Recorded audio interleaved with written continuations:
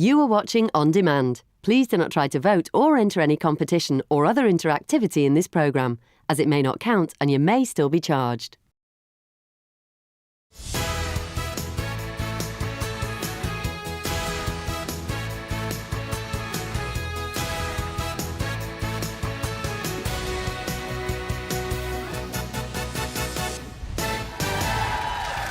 Today on your Loose Women Live, it's Christine Lampard, Jane Moore, Katie Piper,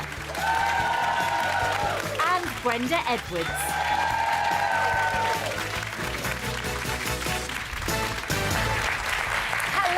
Welcome to your midweek Loose Women. Coming up, are you suffering from default parent resentment? We'll be sharing our experiences of the jealousy we've felt because of our partner's relationship with our children. And it's a girl power kind of day today. Hollywood royalty is in the building. Thelma and Louise star Geena Davis will be sharing stories from her revealing new memoir and telling us why becoming a mum in her late 40s was one of her proudest roles. And has she made it yet? Dashing over from the This Morning sofa and bringing even more sparkle to our Wednesday afternoon, Alison Hammond. She hasn't made it, is the quick answer. She hasn't, but she will, I promise.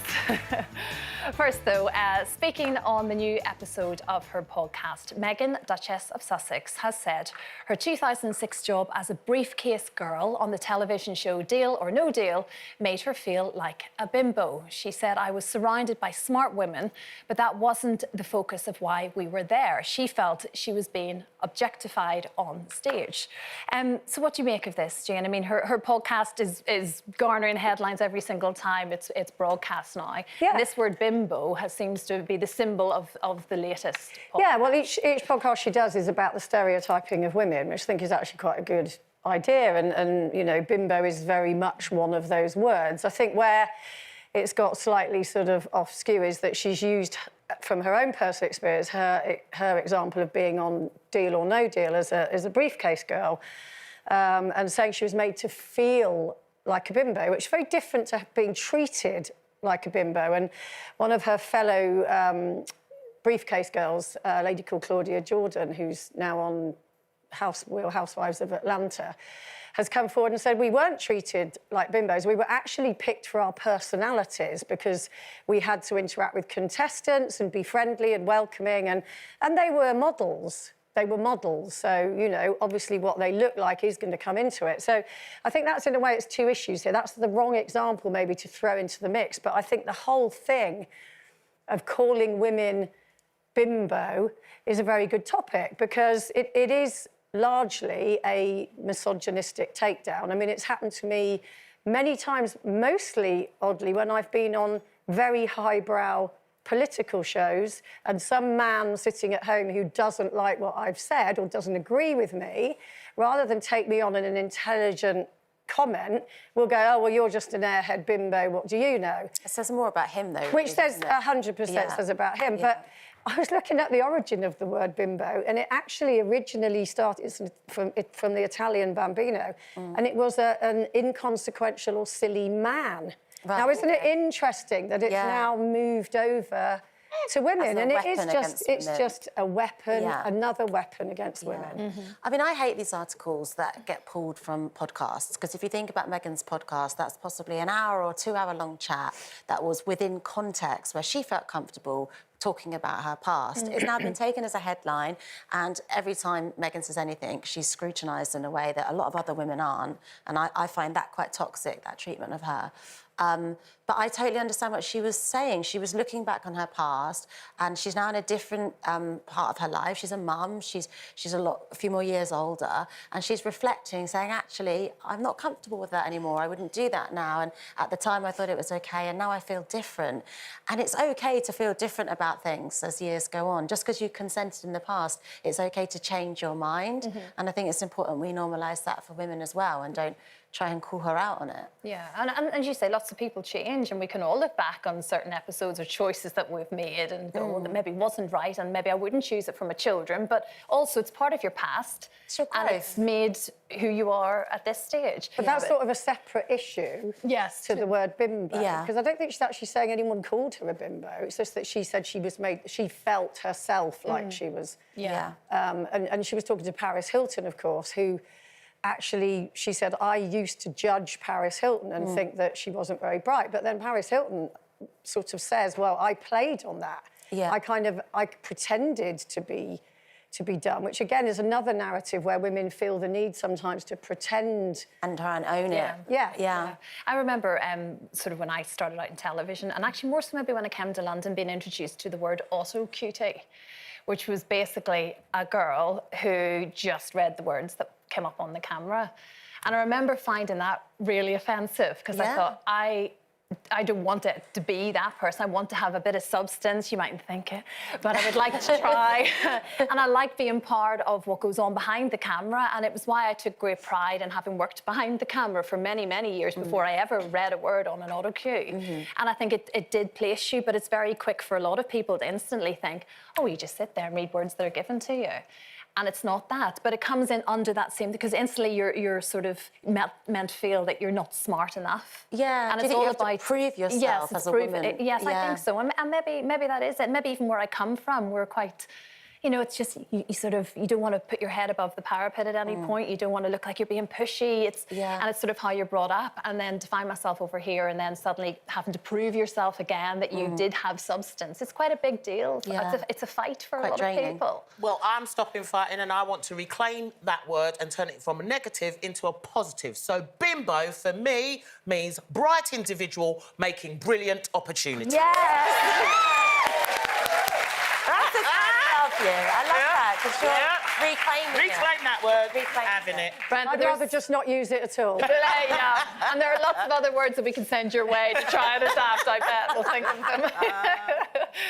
Now, how did you sleep last night, folks? Well, I know, it gets a conversation going every time, doesn't it? But new research shows that adults over 50 who get fewer than 5 hours per night may be at more risk of developing chronic illness later in life. That was compared to those who got 7 hours, which is typically, of course, what experts recommend.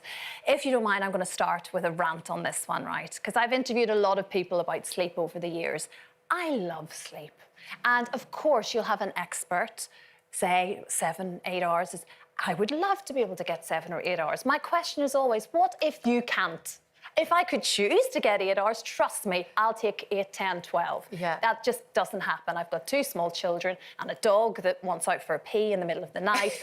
Or, you know, you could be doing night shifts or whatever your circumstances are. Who's worse, the dog or the kids? Sometimes the dog, Yeah, I think randomly, yes. I mean, I've got it all happening, and then I'm the one that doesn't sleep. Yeah. And like I say, you could be doing a night shift, you could be doing lots of different things that stops you from getting these 8 hours sleep. So I hate being told, well, you have to, or it's very bad for your health. Yes, I know, but what am I supposed to do about it? It gives you anxiety that you can't Exactly, do you're it. stressing me out because you're telling me I can't get it. Do you think, though, that if I had a magic wand, or if, you know, Auntie Jane said, right, tonight I'm sweeping in, I'm going to look after your kids. Yes, beautiful. You go off to a hotel for the night. Keep talking to you.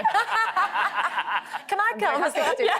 But would you, if you got into bed in a hotel on your own, would you be able to just go straight to sleep? Or do you think your pattern, your body clock has I can sleep anywhere, anytime. I have no problem with who's watching me. I woke myself up on a plane the other day when I was coming home with my Nice bit of dribble the head down there. bashing against the wall. I couldn't care less. I love sleeping, and if I could get more of it, I would. So there ends the rant. Anyway, you have to sleep a lot, but it's tough when you can't. I like sleep, and I'm not sleeping at the moment, but it's not for the obvious reasons. It's not the kids. We've got a hornet's nest in our loft, right? So This is bizarre. this is bizarre. There's the hornet that I took that this morning. That was one of the hornets this morning.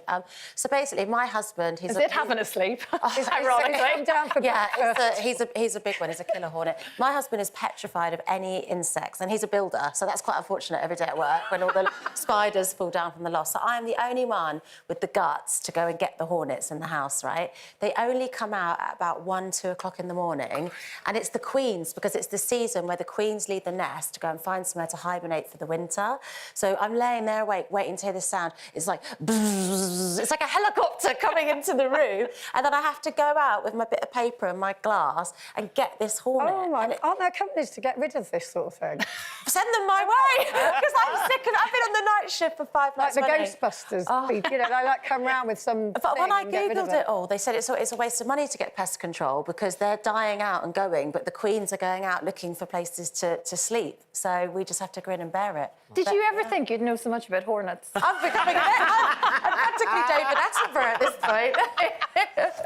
Yeah. I love to sleep. I've always said I love sleep. I get my 8 hours and more if I want to. But I listen to my body more than you've got to sleep, so sleep. So if my body's tired, then I'll let it sleep. But, you know, something that I used to admire in Jamal, he used to have these power naps.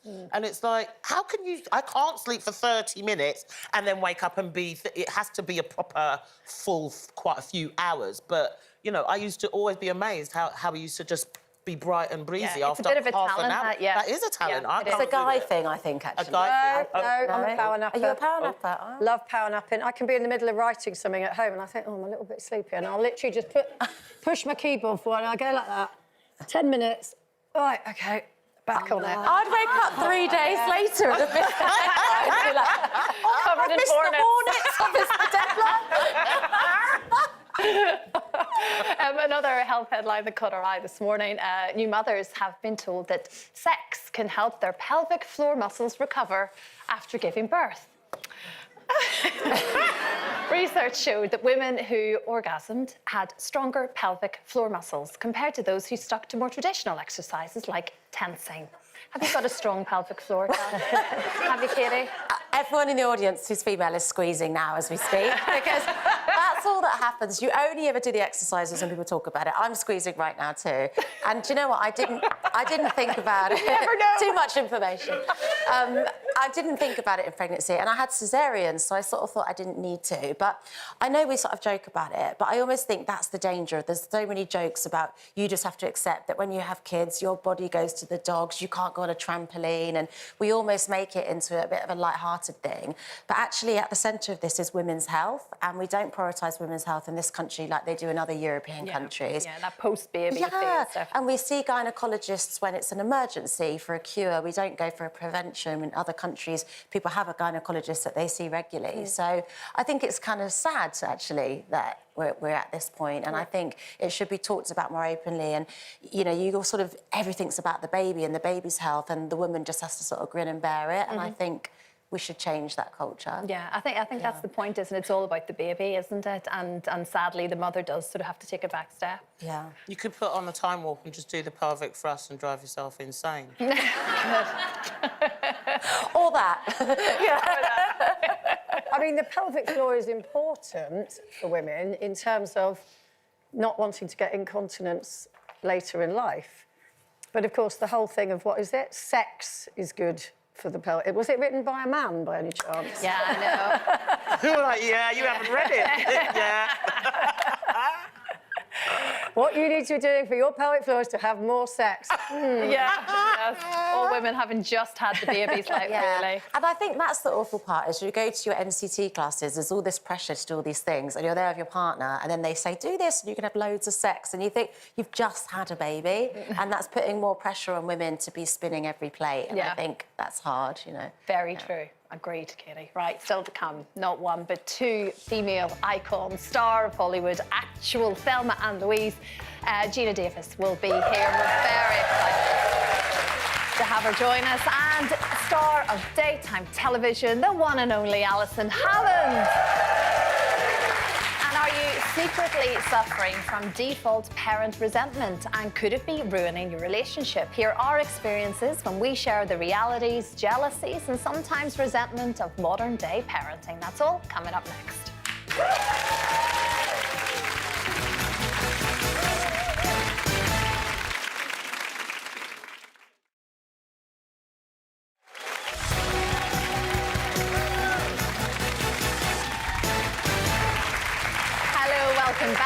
Still to come, Thelma and Louise icon Geena Davis will be here telling us about her glittering Hollywood career, how working with Susan Sarandon changed her life, and why she became an expert in archery. And we've got another legend in the house. Alison Hammond is joining us. Come straight from the This Morning sofa. We're going to have a proper old catch-up with Alison in just a bit. We cannot wait. First, though, it's competition time and another chance to win our Autumn Boost prize. There's a life-changing £100,000 up for grabs. And Laura Hamilton is here with all the details. Happy Wednesday to you. It always feels great to reach hump day, doesn't it? It also means you have just 2 more days to enter our competition. We're giving you another chance to win an amazing £100,000 cash prize. So while you get entering, I've come to the Salt Box in Surrey to perfect my painting skills with botanical art teacher Ellie. A little bit more dark on the top, maybe. Yeah, looking brilliant. Now winning that amount of cash could definitely add a splash of colour into your life. You don't want to miss out on this amazing prize. There will be one lucky winner and lines close this Friday at 3 p.m. One last job for me to sign my masterpiece. I am chuffed with that. So cool. Thank you, Ellie. Thank you. My first piece of artwork in a very long time. Yay!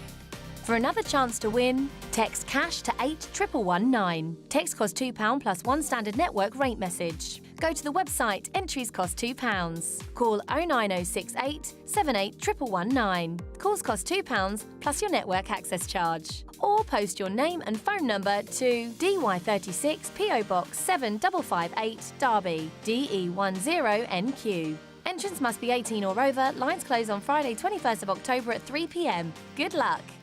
Good luck. Thank you very much. Good luck. In your house, who packs the kids' school bag and makes their lunch? Who wakes up with them in the middle of the night and who helps with the homework? If the answer is you are the default parent. But this role, taking on just about everything when it comes to the children, could mean you're suffering from default parent resentment. Does it sound remotely familiar, Katie? How does it balance up in your household? Well, I have to be honest, it's actually been the opposite for me through points in becoming a mum, because very early on in my children's life, I was away a lot for work, I was travelling, different time zones, and then also I've had a lot of medical problems where I've been in and out of hospital and in recoveries where I couldn't pick the kids up and stuff like that. So I did sometimes feel jealous of my husband, that he was actually closer to the children, or it felt like they preferred him over me. So yeah, I think it's an interesting one, whether you feel resentful that you do more, or whether you feel slightly detached. I think you're never going to find that balance. And I think what we have in our relationship is it will never be 50-50 at the same time. Yeah. But whenever we can both muck in and do the most we can, we do, and we just accept it will vary all the time. You know, there's no perfect harmony, I don't think. Yeah, no, well, we're exactly the same in that, well, Frank obviously is up north for most of the time, so I'm here with the children, the dog, and all the other bits we were talking about earlier. I'm with the hornets. And the hornets, you know, it's a busy time, isn't it? Busy time, yeah. But you do, it's like, it's not so much, it's not resentment, because we all have to just do our bit, don't we? And it's, if you could choose a different way, maybe, I mean, if he could see the children more on a day, he would, of course, but work counts as well, and you just have to find a balance that makes every day. Yeah, I mean, that's talk about resentment. I've been doing everything all day long. As you can see, they're just out of the bath, clean bottoms, they're fed, they're ready for bed. Daddy comes in, oh, God's walked in. And I'm like, I'm still here, folks. But so yeah, there's a different balance, but you've just got to find the happiness within that balance, or the resentment can kick in, and then it becomes tiring.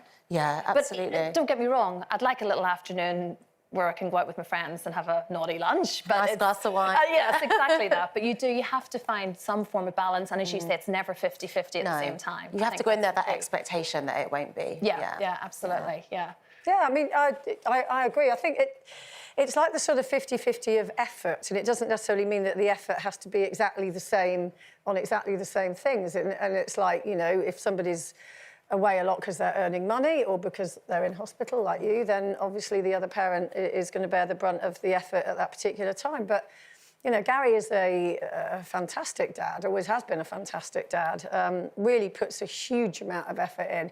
But it's like, it's always a standing joke with us is that, you know, Grace has moved out now, but when she rings and he's like, oh, Gracie, it's Dad. Hi. And she goes, yeah, hi, Dad. Is Mum there? And he always, and it's like, he goes, oh, is Mum there? Is Mum there?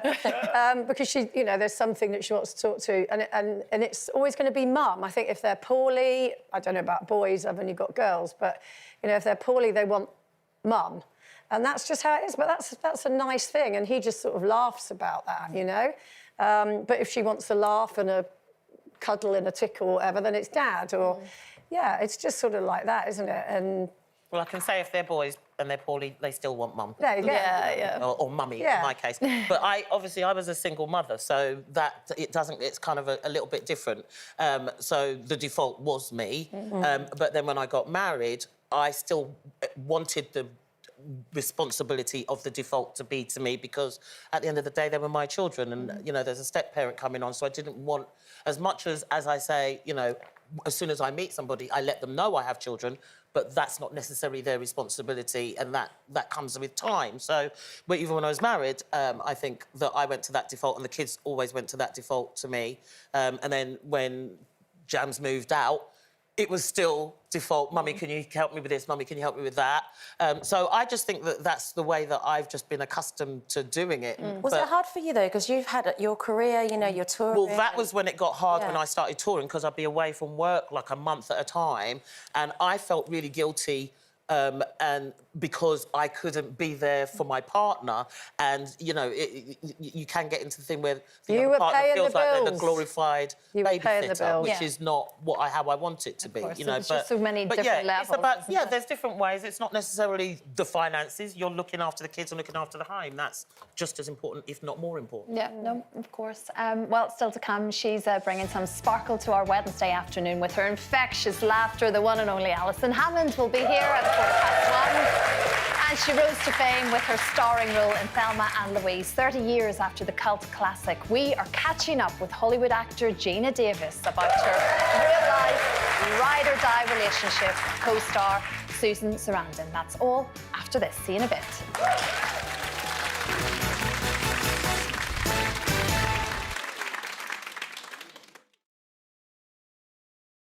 The Loose Men are taking over the show once again. Join me and my incredible panel, Diversity's Jordan Banjo and Strictly winner Aurea Duba, and the Dark Destroyer himself, The Chase's Sean Wallace. We'll be opening up about the topics that matter most to all of us. Nothing will be off limits. You won't want to miss it. Loose Men, tomorrow at 12:30.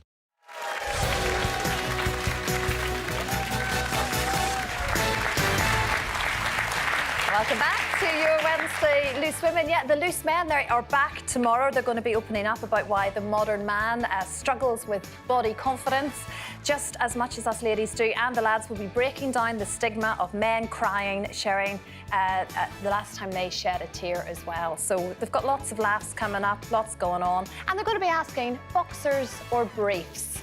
That's the big question, yeah. Our Loose Men will be revealing all, quite literally, apparently in Sean's case anyway, at 12:30. Back to today's show though, and she's been a staple of daytime telly for the last 20 years. Alison Hammond is joining us for some lunchtime laughs a little bit later on. Before that though, Brenda, you and Tanisha, of course, were just last night picking up a really special award. Yes. Tell us all about it. I got a Best Heroes Award, which I've got with me here.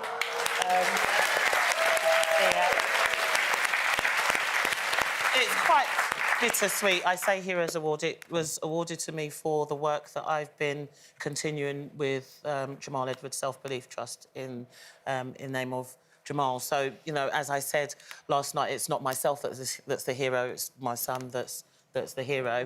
Well, you are too. Well, you know, I don't look at it... Self-belief. Yeah. Well, yeah, there is self-belief, but that's to go to the young people that we're trying to help. But the funny thing about it was Linda was given me the award, and we always say, well, it's true, she's the worst secret keeper, and she didn't tell me a word about it until they said, oh, we're going to present this award to Brenda, and to present it is Linda, and I went, what? Jaw on the floor. Absolutely kept a They secret. must have only asked you about 10 seconds before. Don't be But I was very impressed. But I'm very honoured to have received that, Tanisha, and for the trust. And what a and lovely everything. woman for Tanisha as well, just to be there with you. And it was, It was very emotional. We were crying, and but it was just lovely being in the room with so many special, heroic people. I'm in the Like scheme yourself. of things. Thank you. Yeah, well deserved, friend. Very good. Well, from our winner to another, our first guest is acting royalty with not one, but 2 Oscars. You'll know her from movies like The Accidental Tourist, A League of Their Own, and, of course, Thelma and Louise. Go!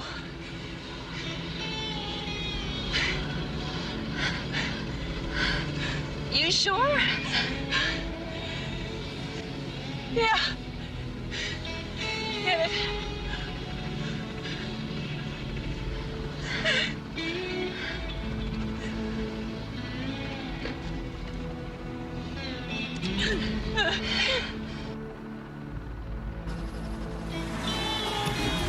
Hey!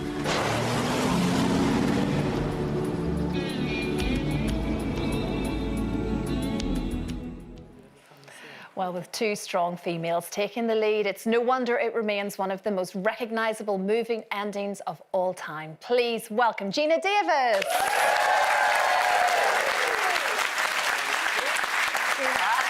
Absolute delight to have you here.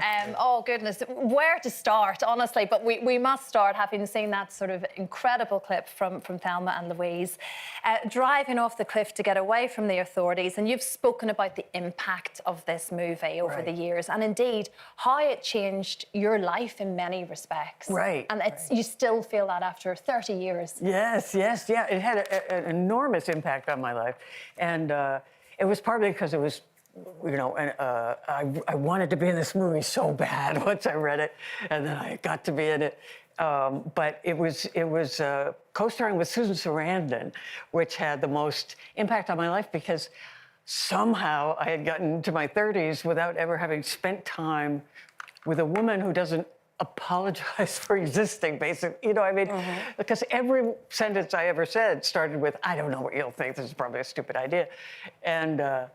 And just the first day I met her, and to see how she moves through the world, it just says what she thinks, and people don't fall over and say, oh my God, that's so shocking that she said what she thinks. So it was such an education for me. Yeah. It sounds like, because it was a big moment for female empowerment for us, but it sounds like it was too for you. Yeah. And I'm so delighted at the title of your memoir because, dying of politeness is something in the UK a lot of us do. But it is our culture, especially for women, to be people pleasers. Right. How do you come back from that? How do you change being that person and put those boundaries in place? Well, it's taken a while, a long time.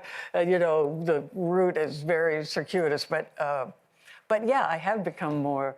I feel like I figured out that my mission in life is to close the gap between when something happens and I'm able to react authentically to it. I had such a constant horrible case of thinking of what I should have said later or what I should have done later, and but it's much better now. I mean, reading your book, a lot of that comes from your childhood, doesn't it? You do a lot about your childhood and the politeness of your parents, and I love the anecdote where you're being driven home by your uncle with his erratic driving all over the road, and your parents, rather than saying, could you stop, we'll get out, just moved you into the middle of them. Yes. To cushion you from any inevitable impact. Well, I think they thought I would die a little less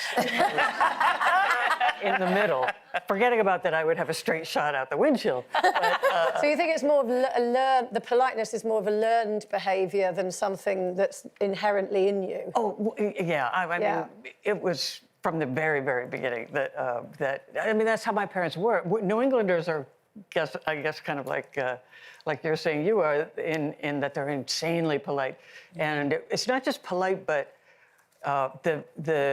the best thing you could do is have no needs, don't need anything from anybody else. No, thank you. Take up no space. Yeah, and don't mind me. I'm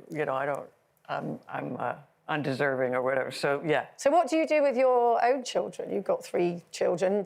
Do you just sort of hope that they empower themselves, or do you sort of sit them down and tell them? Well, you know, I think a lot of it is modeling. I picked up more from the way my parents modeled their behavior than telling me how to be. But so I'm just really grateful that I had children in my 40s, and I wanted to wait, hoping that I could still have kids, but I thought I'll be more evolved the longer I wait, because I did have a sense that I wasn't, I didn't have a lot of self-esteem, I guess is what you'd call it, but I was really determined that my kids would have self-esteem.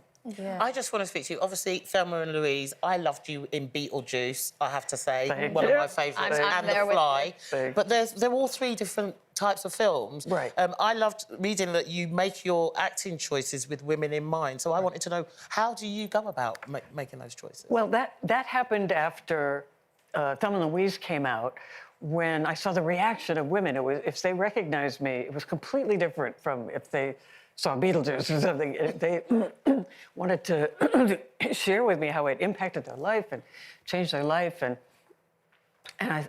how inspired they were. And I thought, wow, we don't give women enough opportunities to come out of a movie feeling inspired by the female characters. And men, almost every movie they watch, they can identify with the male characters. So that's when I decided, okay, that I'm going to really keep in mind, what are the women in the audience going to think about my character, you know? And plus, I want to play interesting, bold characters anyway. It's just more fun. Yeah. But you took that information to the industry as well, Geena. You wanted to sort of almost fight back a bit, where it was all about equality, and it was a very important thing. It was off the back of watching something with your little girl that you suddenly realised. Right. Who is there to aspire to here? Yeah. And you decided to actually study it. It was the very first thing I sat down to watch with her. She was a toddler. I said, oh, let's watch a preschool show. And within 5 minutes, I was like, how many female characters are on this show? And then I saw it everywhere, in movies and videos and everything. And there just was a huge gender disparity in what we're showing little kids in the 21st century. And I'm like, so we're teaching kids to have gender bias by what, you know, the culture is reflecting. So, yeah. I wanted to ask you also, you were saying about having children in your 40s, and also in your 40s, which is quite late, you got diagnosed with ADD. Yes. How did that come about? What led you to looking for that diagnosis? I had started with a therapist. I had started with a therapist, and I think by the second session, she said, has anyone ever told you you have ADD? And I said, well, no, I can't, because I'm not hyperactive. I'm profoundly not hyperactive. And she said, no, but you can have it without hyperactivity. I didn't know that. So how was it presenting in you?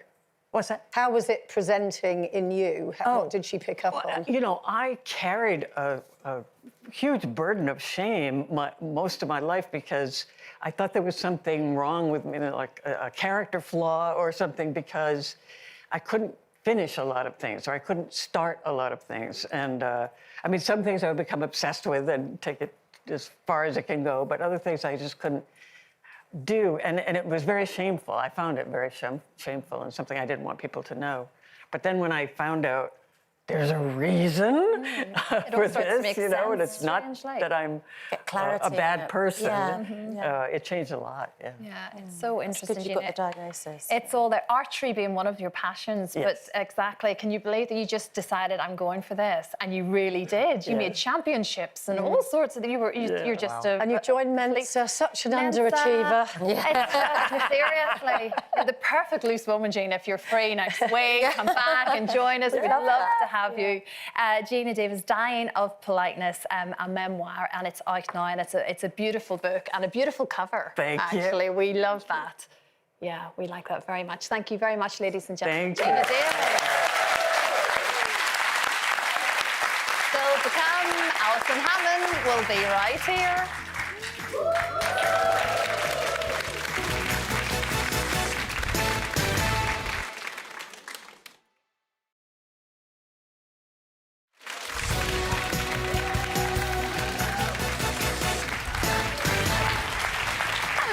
In just a moment, we're joined by the ray of sunshine that is Alison Hammond. So, competition. question time. And how do you fancy being £100,000 richer? It's a lot of money. Lines close this Friday, and here's Laura Hamilton with all the details. I'm in the Surrey Hills to celebrate our autumn boost. That's a life-changing cash prize of £100,000. I'm about to experience a foraging session with an expert in the field, Becky. Now, while we're picking more of those delicacies, time for you to imagine how amazing you would feel with £100,000 feeding your bank account. So nettles are one of nature's finest superfoods, and I think they are an amazing natural tonic. I never knew that. They do sound amazing, and think how amazing you would feel with £100,000 in your bank. Putting them in there. Yep. So pick some nettles, add some water, and you have nettle tea. Pretty simple, just like entering our competition. And remember, there's a guaranteed winner for every prize, and lines close at 3 p.m. on Friday. It's a whopping £100,000. Get entering. For another chance to win, text CASH to 81119. Text costs £2 plus one standard network rate message. Go to the website, entries cost £2.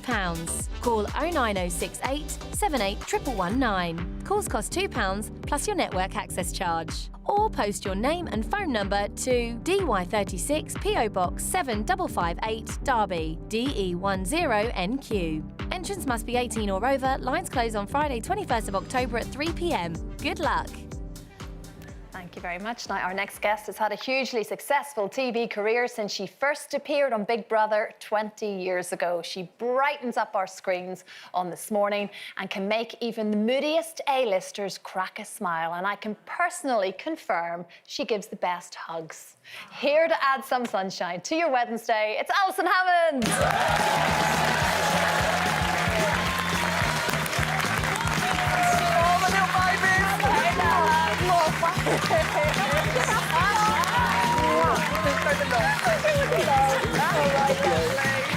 How you doing? You look I'm beautiful, so of sorry. I course. always get excited coming on this show. It's the best thing ever. How you doing? We're next door neighbours. I know. And yet it feels really strange when we go into each other's worlds, isn't it? Geena was sitting here before me, so let me just push the chair back. I need a little bit extra room. How is everyone? We are all good. How lovely is it to have an audience? I know. So nice.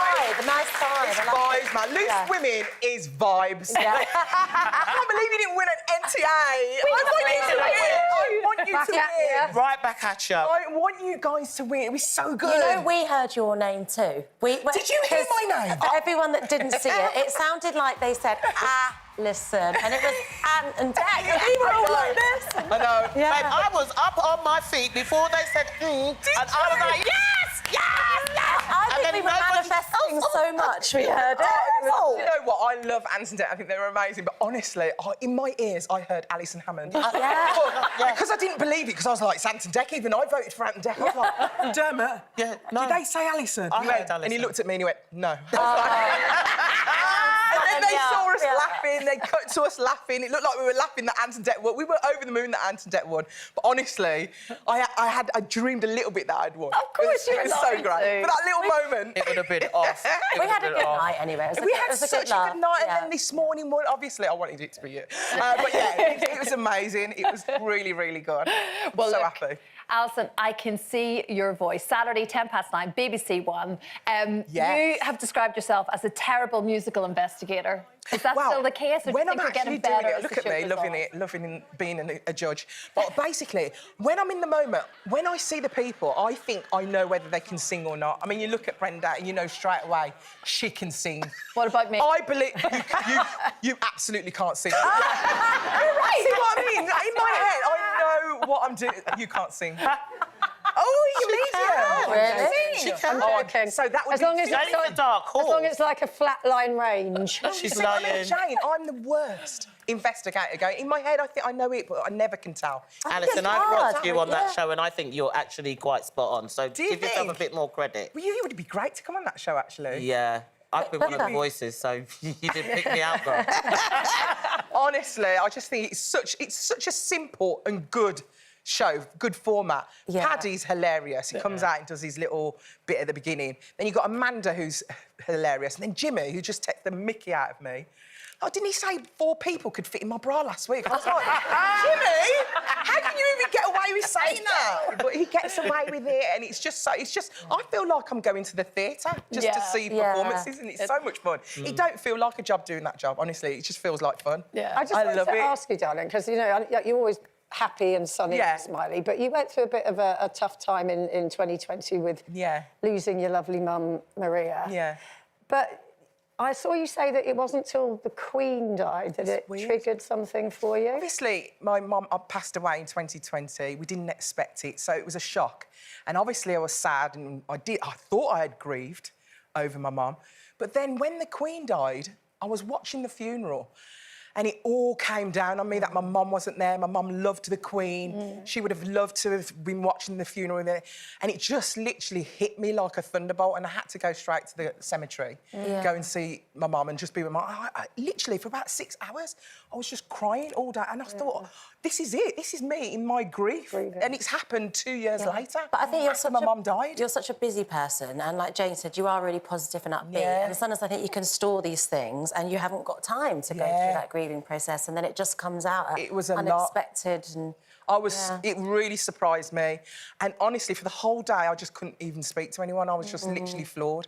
And it was just anything anyone said, I just started crying because my mum wasn't there. It was weird. I think it'll resonate with a lot of people just because of the loss that a lot of people have felt in the past couple of years in unusual circumstances when you couldn't maybe grieve in the traditional sense. So I think that will probably make a lot of sense. And Jane, to answer to your question, I am normal, you know what I mean? I'm not always happy. But I'll be honest with you. What I meant was you were being jolly at that moment, and I was suddenly going to bring you down. But on a serious note, I love television. I love making people happy. I love the medium of it. I love that you can connect to people at home.